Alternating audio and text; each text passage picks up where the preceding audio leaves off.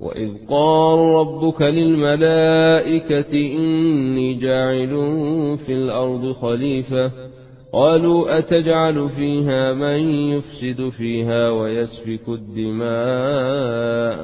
ونحن نسبح بحمدك ونقدس لك قال إني أعلم ما لا تعلمون وعلم آدم الأسماء كلها ثم عرضهم على الملائكة فقال أنبئوني بأسماء هؤلاء إن كنتم صادقين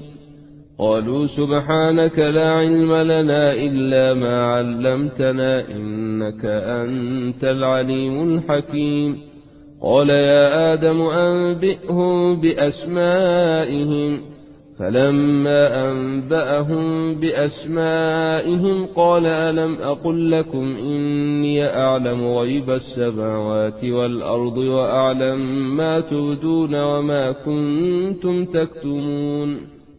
وإذ قلنا للملائكة اسجدوا لآدم فسجدوا إلا إبليس أبى واستكبر وكان من الكافرين وقلنا يا آدم اسكن أنت وزوجك الجنة وكلا منها رغدا حيث شئتما ولا تقربا هذه الشجرة فتكونا من الظالمين